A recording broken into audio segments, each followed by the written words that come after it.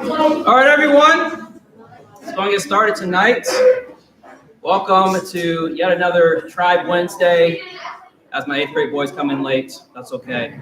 It's all good. I'm so happy to see you guys. Man, it's been a really crazy fall for sure. But moments like this make it okay because I get to see you guys and we get to be together. Even if it's for an hour and a half on a Wednesday night. So thank you so much for coming. We are on YouTube once again. So if you're watching this at home, hello. I'm so glad you're here. And hopefully you'll like what you hear over the next 30 minutes.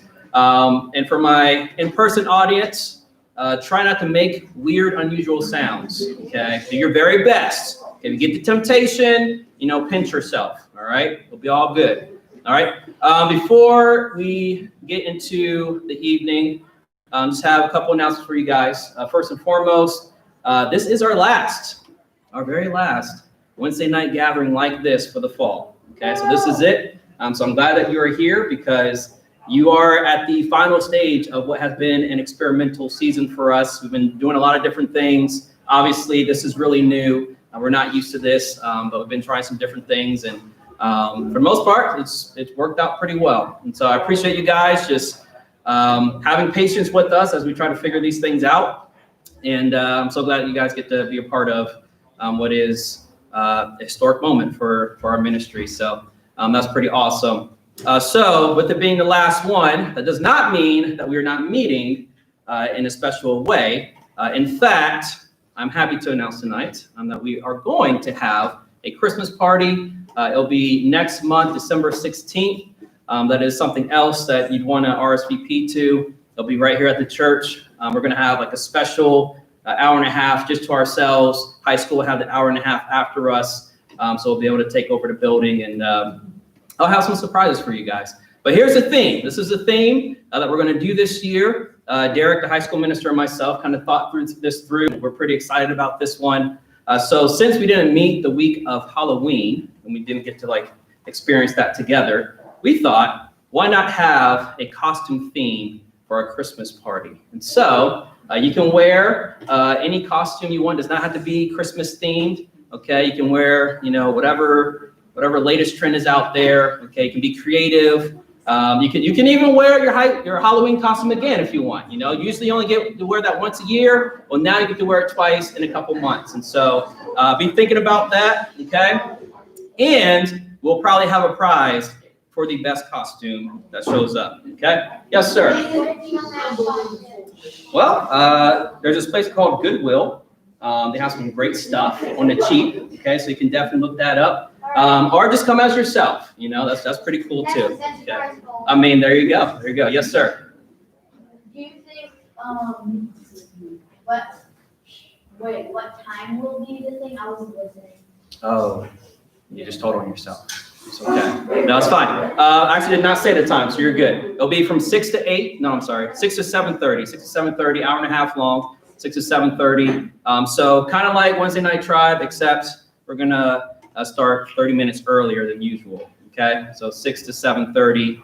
Be here, be ready to go, and we'll have some really awesome things planned for that. Okay, so again, Christmas party, December 16th. Put that on your calendars. I'm excited about it. Invite your friends to it. It's completely free. We just want to hang out, have fun, talk about Jesus, and have some exciting things that night, and get to wear some fun costumes along the way. So that's coming up. If you're just joining us, again, this is our last Wednesday night officially for the fall. We will be having a Christmas party December 16th. But as far as midweek gatherings go, this is pretty much it. However, I do want to say that we're still meeting on Sundays. Okay. I know some of you are not Sunday morning people. I want to invite you to be a part of that experience because one, you get to hang out with each other a little bit longer. Within your groups. Of course, Wednesday nights, we're all together for a little bit. But on Sunday mornings, you're all together with your life group the entire time as you talk about the Bible, talk about what's going on in your life and things like that. And so if you're not currently coming on Sundays, please think about it. Get up a little bit early. Most groups are meeting at 10 o'clock, if not a little bit earlier. So it's not that bad. And I think it's worth your time. So that is every Sunday morning. So that's what's going on. Now, tonight, tonight we are going to continue and finish the series we've been talking about, the haves and have-nots, which has been about the life of Moses, been focusing on his life, right? And over the past month, we've explored his past, right? We've talked about his crazy past and how, he had this really, crazy beginning, because he was a Hebrew himself, but he was born into a world that hated Hebrews because the Egyptians were in power at the time. And, he could have been killed because that was the law at the time. However, he survived all that. He grew up as an Egyptian. He was adopted into an Egyptian family, grew up as an Egyptian, but eventually he had this identity crisis. He understood he was truly Hebrew. He saw the pain that the Hebrews were going through. He saw what the Egyptians were doing to them. He ended up killing an Egyptian trying to defend a Hebrew person. Ends up running away because now he's wanted for murder. Eventually, at 80 years old, he sees this burning bush. He's called by God, even though he was a little reluctant at first. And then he goes on and helps free the Hebrew people. And we talked about that last week, the whole parting of the Red Sea, right? Remember that story? And the Hebrew people crossed the Red Sea on dry land before the waters came back over, okay? So this week, we're going to finish our time with Moses. There's a lot we can talk about, but we're going to wrap it up with just this little small episode that happens in Moses' life that I think really brings everything together. But before we do that, I'm going to do something that I hadn't really done in the last few years here at TRIB, okay? Now, when I say this, it may not sound that exciting, but hear me out. I think what I'm about to do with you guys is not only educational, okay, but it is a little bit fun too, okay? Because you're going to learn some things, but you're going to have some fun doing it, I believe, okay? And, if you don't agree with that, then, take your money back, all right? Oh, that's right, you're here for free. So here's what we're going to do. I'm going to teach you guys a few foreign words tonight, okay? These are real words in the world, okay? Other languages, right? And what is special about these words is that there's not a perfect English translation for them, okay? These words are they describe human situations, human experiences, but there's not a perfect English word to match up with these words. But we'll kind of talk about these words, and when you go home tonight, you can try them with your family. All right, so here is the first word. I'm gonna do my best to pronounce these. I did a lot of research on this. I listened to YouTube videos for about 10 minutes trying to get this pronunciation down. So I think I'm gonna pronounce it correctly. But here's the first one.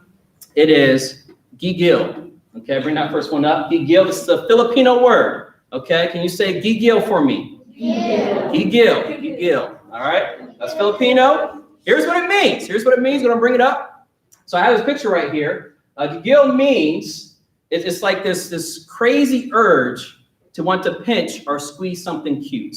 Okay, so maybe it might be a pet, might be a stuffed animal. It might be your grandma wanting to pinch your cheeks. All right, this describes gigil. Okay, it's a Filipino word. So now you have that word. I would not pinch people's cheeks if I were you. That's a little weird. But there you go. That is how we describe that, okay, for Filipino culture. Next one, menchole. Bring that up for me. Menchole. Now, it's a weird spelling, but I believe it is pronounced menchole. Menchole, can you say that for me? Menchole. Yes. On this side, menchole? Good, very good. So this is the Indonesian word, okay? And this means, you guys have probably done this before. I know I have. I've done this to some of you guys.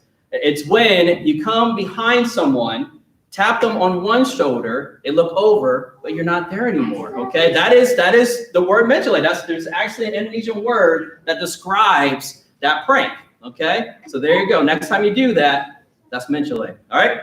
Next one, panapo. Panapo is Hawaiian. Can you say panapo for me? Panapo. All right. So everyone scratch their heads for me.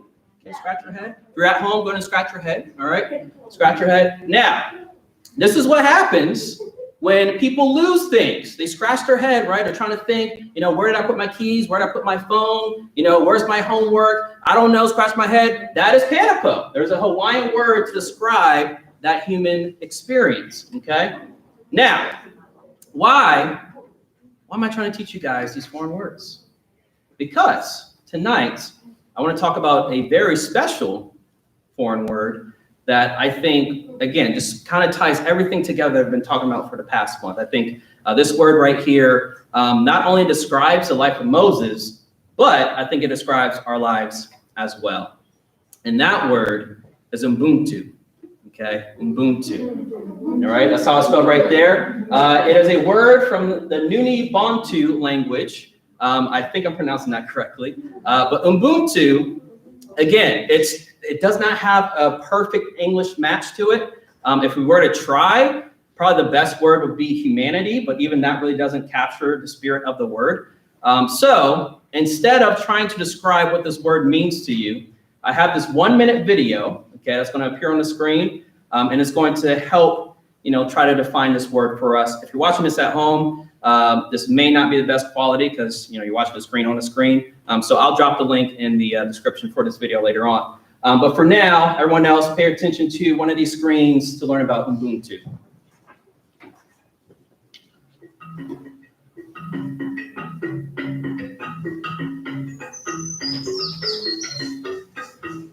An anthropologist proposed a game to the children of an African tribe. He put a basket of ripe fruit near a tree and told the children, the one who gets there first, the winner, will get all of that. At the signal, all the children rushed together to the tree, but with hands joined. Then they sat down together to enjoy their reward. When the anthropologist asked why they had run in this way, when one of them could have had all the fruit to themselves, they said, Ubuntu, how can one of us be happy if everyone else is sad?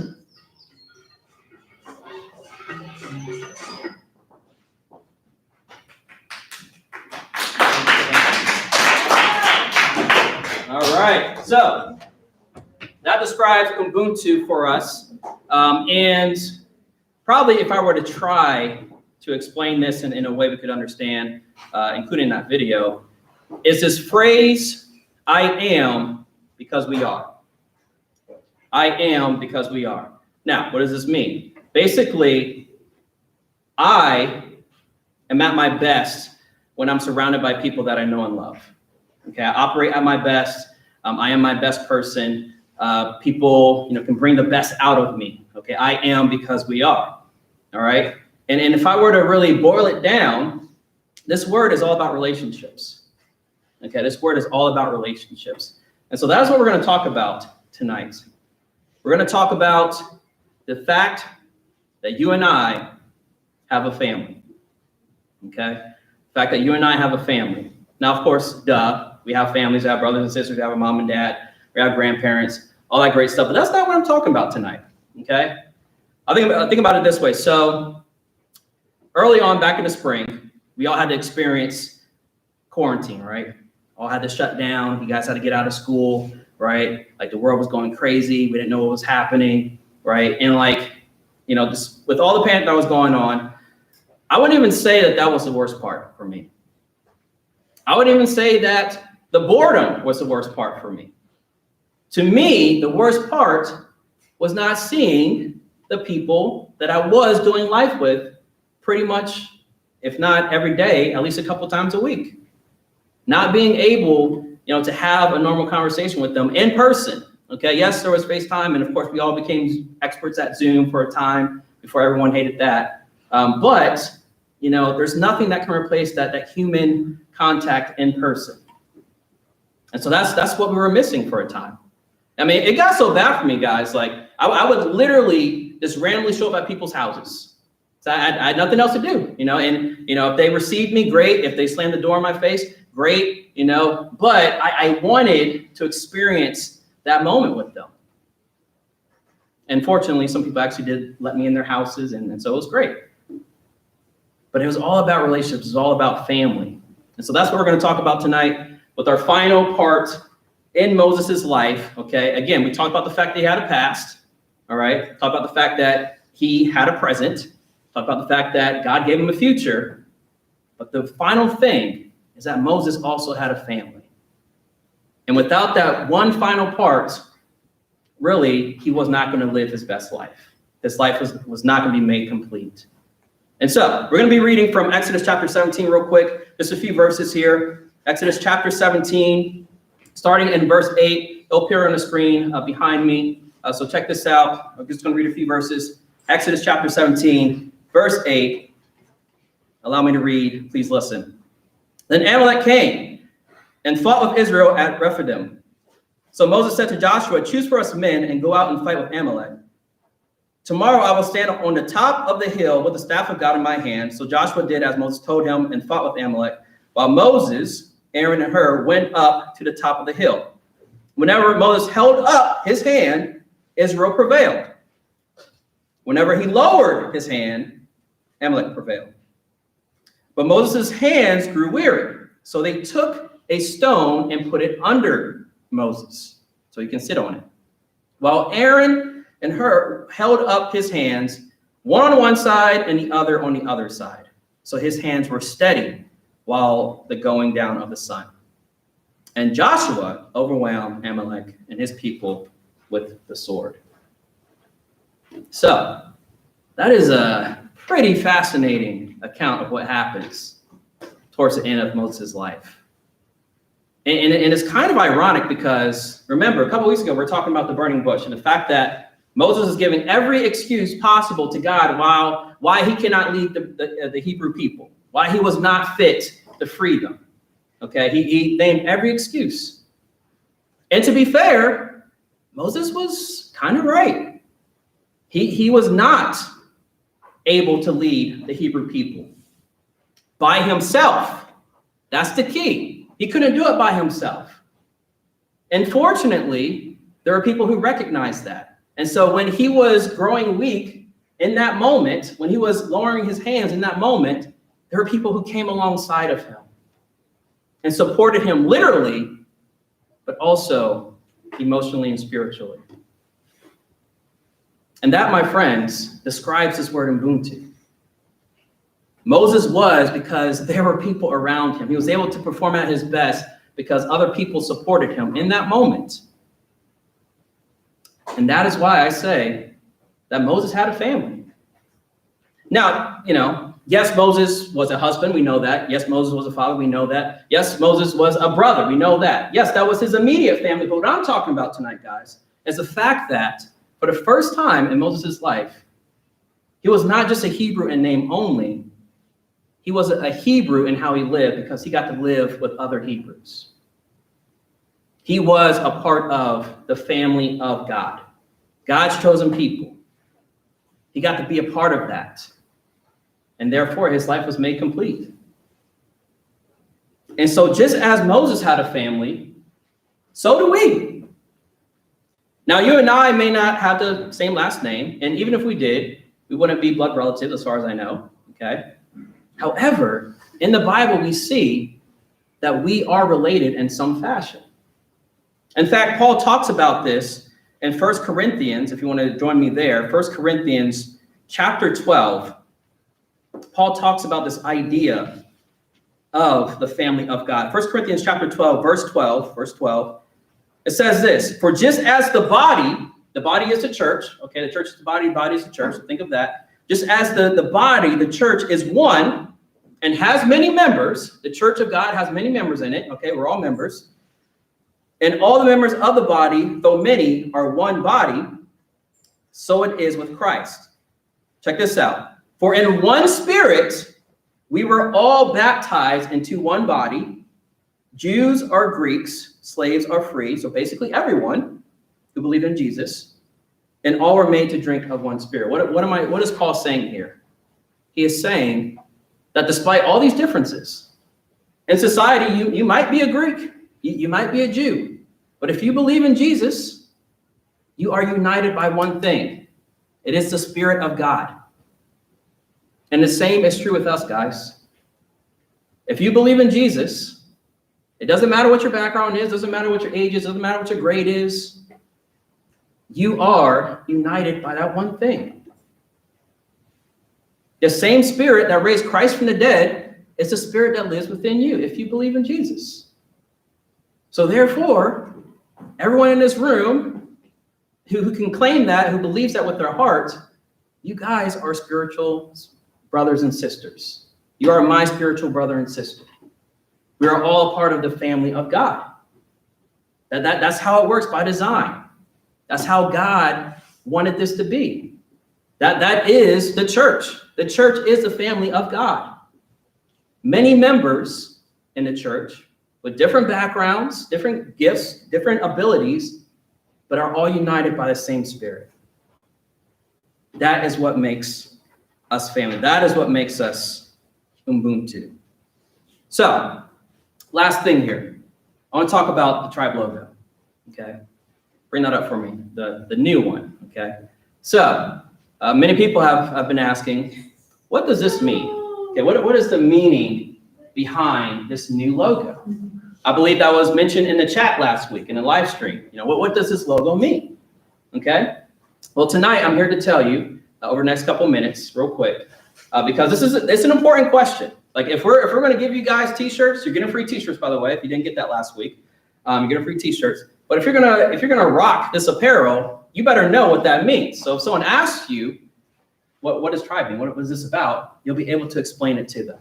Okay. Now you don't have to tell them all this what I'm about to say. This is just for your knowledge, but you can kind of abbreviate it for them if someone were to ask. So, over the past month, we've been talking about the past, present, future, and then tonight we've been talking about family. And the beautiful thing about this logo design is that it speaks to all four of those things. It talks about the past. Bring up the old tribe logo. Notice on the old tribe logo, we have that little thing over that R. What is that? It's a crown. Now go to the new tribe logo. What do we see there? Over the R, we have a crown. Okay? So this new tribe logo is paying homage to the past. Okay, we're not forgetting about our past. You know, the people that came before me, you know, the Brian DePuys of the world, the Jesse Flurries of the world, they were all great. Rachel Phillips, all great. And I honor them. I'm here because of them. And we're not going to forget, you know, the legacy of what they did here and all the wonderful students that came before. And so we honor the past. But here in the present, now we're talking about the present. This current logo, it's literally called tribe, okay? We are tribe, not we were tribe, not we're going to be tribe. We are tribe right now, literally, okay? On this day, we are tribe. In the present, today, we are tribe. Some people ask me, you know, since you're changing the logo, are you going to change the name? Why would we do that? Like this name perfectly describes who we are, okay? We are tribe in the present. It also speaks to the future. If you notice the way that tribe logo is situated, those letters aren't straight up and down, okay? They're a little slanted, they're a little italicized, okay? You see that? It's almost as if this word is leaning forward. And that's exactly what we're doing, guys. As a group, we're moving forward into the future with God as our leader, with Jesus as our king, okay? That's what this logo is about. We are moving forward together, all right? And I'm excited about the future. And this logo, I think, really represents that really well. There's exciting things on the horizon for 2021 and beyond. And this is what this logo is about. And then finally, and most importantly, this logo speaks about family. I want to turn real quick to Revelation 7:9. It'll be our last verse for tonight. Revelation 7:9. If you've been a part of Tribe for, you know, at least a year, hopefully you've come across this verse. I do try to talk about this verse at least once a year, but maybe I should do it more. But this verse right here is actually where we get the word tribe. We didn't just make it up. This is from the Bible, okay? Revelation 7:9. This is the Apostle John, who was alive, by the way, when Jesus was alive. This is him speaking about the future. Revelation 7:9. It says this: after this, I, John, looked, and behold, a great multitude that no one could number, from every nation, from all tribes and peoples and languages, standing before the throne and before the Lamb, clothed in white robes, with palm branches in their hands. This is the future, guys. Okay? This is the future of heaven. Okay, John is describing the scene, this beautiful scene in heaven. Every nation, every tribe, every language. Okay? But right now, here on earth, this room reflects this. Okay? We all have our differences, right? We all have our different stories. But once again, we're united by the same Spirit. That's why we're called tribe. That is why we are called tribe. We are tribe. All right. And together as one tribe, we're moving forward. Okay. We share the same biblical values together. We're learning about what that means. Okay. And we're trying to serve Jesus to the best of our ability together. All right. That is what we do as a tribe. A tribe isn't just one person. It's everyone together moving forward. And that is what Ubuntu is about. I am because we are. You are because of everyone.